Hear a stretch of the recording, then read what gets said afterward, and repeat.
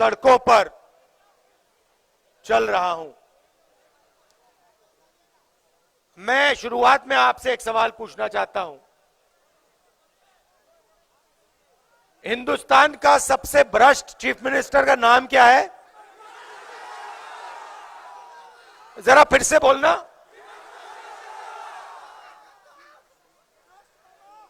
ये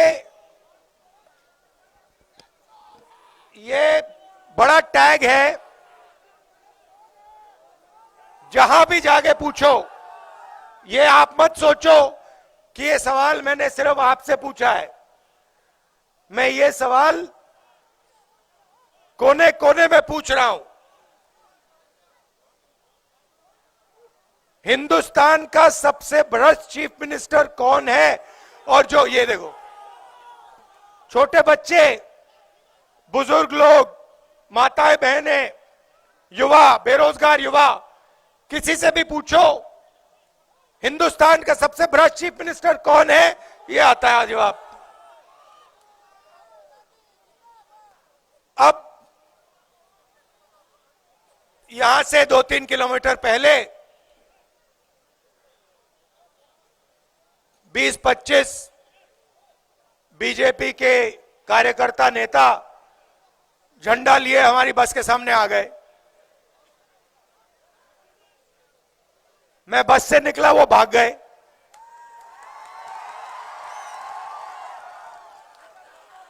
मतलब क्या समझ रखा है इन लोगों ने कि कांग्रेस पार्टी बीजेपी के कार्यकर्ताओं से, आरएसएस के कार्यकर्ताओं से डरती है क्या? ये कौन सा सपना देख रहे हैं?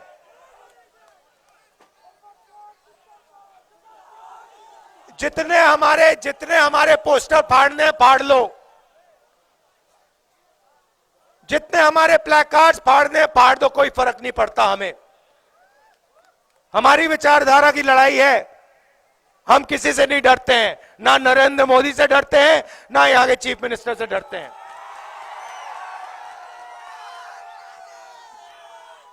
मगर बीजेपी के नेताओं को असम के युवाओं को बताना चाहिए कि आज असम के किसी भी युवा को रोजगार क्यों नहीं मिलता है। यहां के युवा स्कूल जाते हैं, प्राइवेट स्कूल में जाते हैं, जेब से पैसा देते हैं।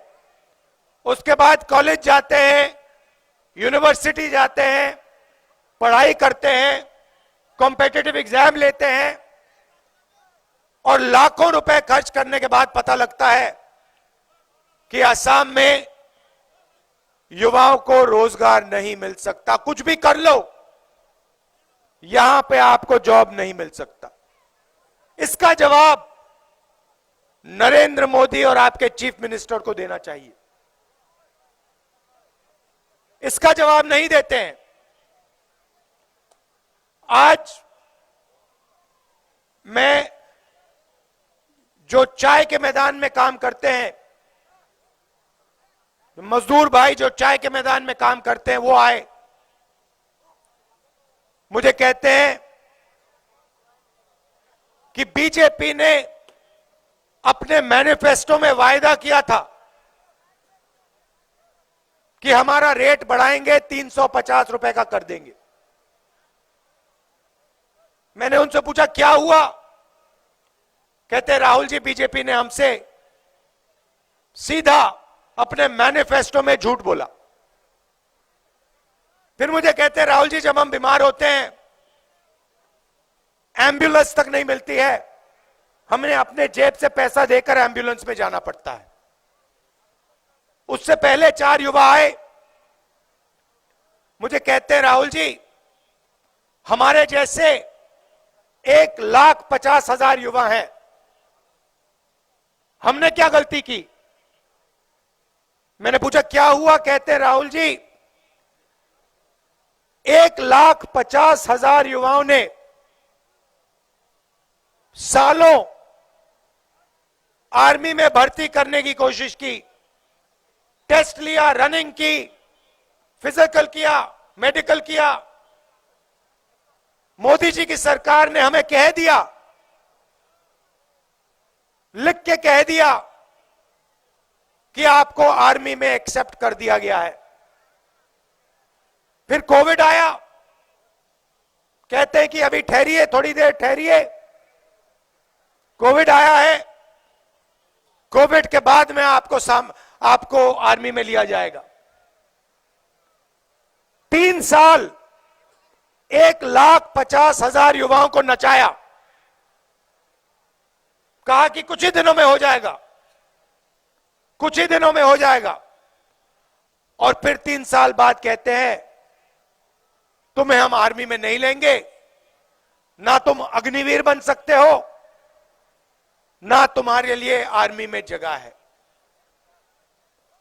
1,50,000 युवाओं ने आर्मी में जाने का सपना देखा था।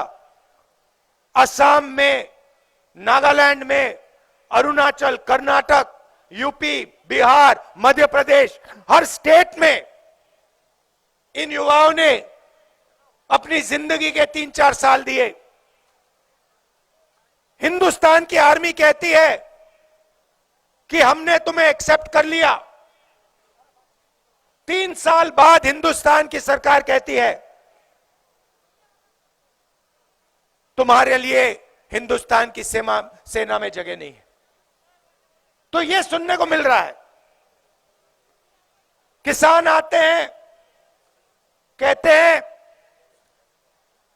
खून पसीना लगा देते हैं हम, 24 घंटे खेत की देखभाल करते हैं, मेहनत करते हैं, रात को सो नहीं पाते, और फिर जब टाइम आता है, अनाज को बेचने का टाइम आता है, हमें पता लगता है कि हमें सही रेट नहीं देती सरकार।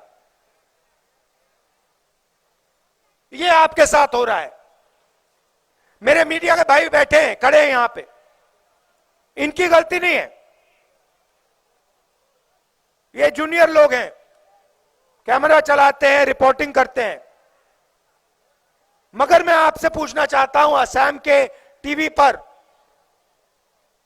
आपने कभी बेरोजगारी पर डिबेट देखा है? कभी महंगाई पर डिबेट देखा है? कभी किसानों के बारे में डिबेट देखा है? कभी अग्निवीरों के बारे में डिबेट देखा है? नहीं। आपको बॉलीवुड के बारे में बता देंगे, ऐश्वर्या राय के बारे में बता देंगे, क्रिकेट दिखा देंगे, मगर जो आपके मुद्दे हैं, जो आपको चुभते हैं, जो आपका दर्द है, आपके जो सपने हैं, इनके बारे में आप इनके बारे में ये एक शब्द नहीं बोलते हैं। क्यों नहीं बोलते? क्योंकि कंट्रोल कहीं और है।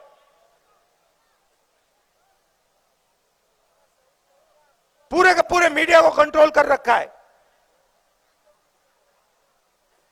बीजेपी के नेताओं ने, और जो वो चाहते हैं मीडिया पे आता है। इसीलिए हमने निर्णय लिया कि और कोई रास्ता नहीं है, हमें कन्याकुमारी से कश्मीर तक चलना होगा, और इसलिए हम 4,000 किलोमीटर कन्याकुमारी से कश्मीर चले, 4,000 किलोमीटर। और उस यात्रा में मैं आपको बताऊं, सुबह उठते थे, रोज 25-30 किलोमीटर चलते थे, रात को हैरान हो जाते थे कि भाई थकान ही नहीं हो रही। जैसे आज सुबह हम निकले, 8 घंटे हम आपकी सड़कों पे चल रहे हैं, लोगों से मिल रहे हैं, गले लग रहे हैं। बीजेपी के लोग धमका रहे हैं, हमारे लोगों को मार रहे हैं, पीसीसी प्रेसिडेंट को मारा, मगर कोई थकान नहीं हो रही, कोई थकान नहीं हो रही, कोई फर्क नहीं पड़ रहा। और मैं अपने आप से पूछा कि क्यों हो रहा है? ये इसलिए हो रहा है कि असम की जनता का प्यार, असम की जनता की शक्ति हमारे साथ है। ये इसलिए हो रहा है, और इसलिए मैं आपका धन्यवाद करना चाहता हूं। हम यहां भारत जोड़ो न्याय यात्रा में आपकी बात सुनने आए हैं। लव यू ब्रदर, आपके हम बात सुनने आए हैं, किसानों की बात, मजदूरों की बात, बेरोजगार युवाओं की बात, जिनको सेना से हटाया गया उनकी बात, और अंत में 15-20 मिनट हम अपनी बात रखते हैं। और असम की जनता ने, मैं आपको बता रहा हूं, पिछले 2-3 दिन में दिल खोलकर हमें,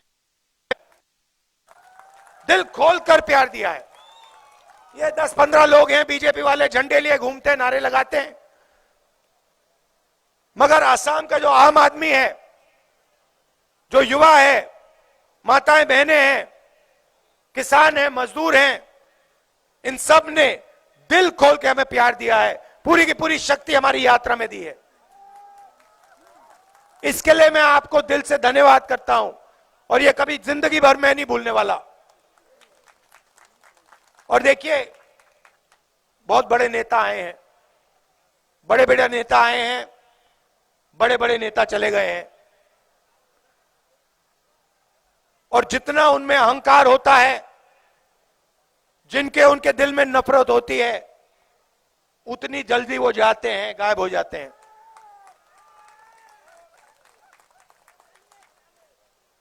यहां पे सरकार सोचती है कि असम की जनता को डराकर, धमकाकर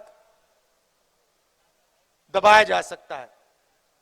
असम की जनता को कोई नहीं दबा सकता, कोई पैदा नहीं हुआ है जो असम की जनता को दबा सकता है।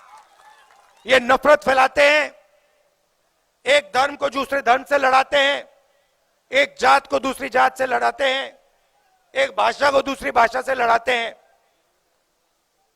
इससे किसी का फायदा नहीं होता है।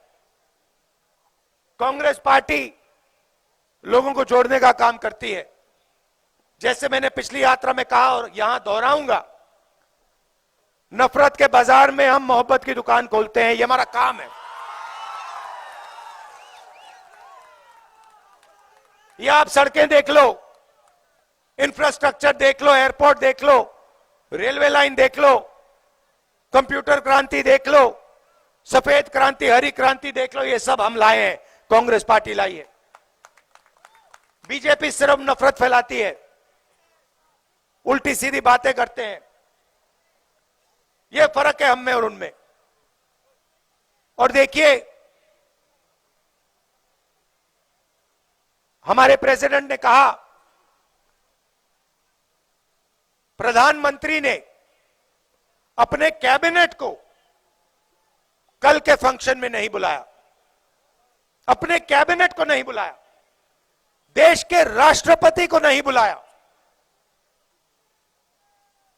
तो ये चल रहा है, एक व्यक्ति के लिए पूरा देश चलाया जा रहा है।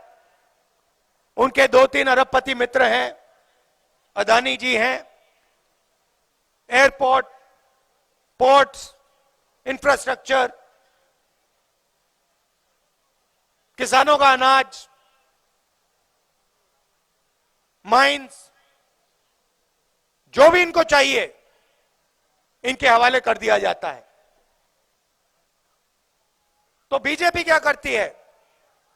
असम की जनता को लड़ाती है, मणिपुर की जनता को लड़ाती है, और फिर जो उनका है, जो उनका धन है, उसको छीन के ले जाती है, अपने 2-3 बड़े मित्रों को दे देती है। मणिपुर को देखिए, आग लगा दी वहां पे, 6 महीने हिंसा चल रही है, गोली चल रही है, लोग मर रहे हैं, घर जलाए जा रहे हैं, और देश का प्रधानमंत्री आज तक मणिपुर नहीं गया। कांग्रेस का प्रधानमंत्री 3 दिन के अंदर आपको वो मणिपुर में दिखता,